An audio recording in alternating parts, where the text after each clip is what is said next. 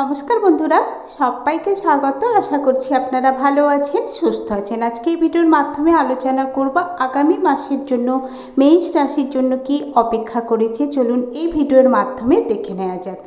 প্রথমেই বলি যে মেষ রাশির জাতক জাতিকাদের অত্যন্ত শুভ ফল নিয়ে আসতে চলেছে এই মাসে, মানে আগস্ট মাসে। কারণ শনি মহারাজ বক্রের কারণে কেরিয়ারের দিকটা বৃদ্ধি পাবে এবং ধীর গতিতে উন্নতি হবে এই রাশির জাতক জাতিকাদের।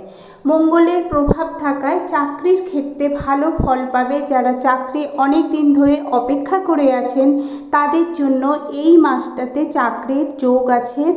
অর্থের দিকটা মোটামুটি ভালো যাবে, আটকে থাকা অর্থও পাবে এবং যদি কারোকে ঋণ দিয়ে থাকে সেই ঋণও, মানে সেই টাকাও এই মাসে গিয়ে ফেরত পাওয়ার একটা যোগ আছে।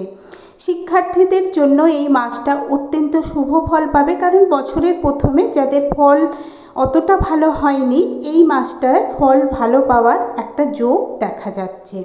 অর্থের দিকটাও স্ট্রং হবে, শরীর স্বাস্থ্য মোটামুটি ভালো যাবে। তবে বাত ও চোখের একটু সামান্য প্রবলেম হতে পারে, তবে সেভাবে বড় কিছু হবার যোগ দেখা যাচ্ছে না।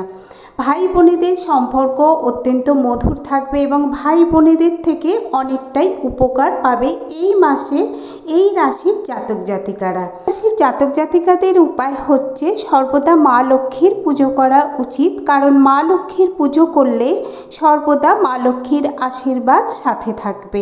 এই ছিল আজকে ভিডিও। আশা করছি ভিডিওটা ভালো লেগেছে। ভিডিওর সাথে শেষ পর্যন্ত থাকার জন্য অসংখ্য ধন্যবাদ।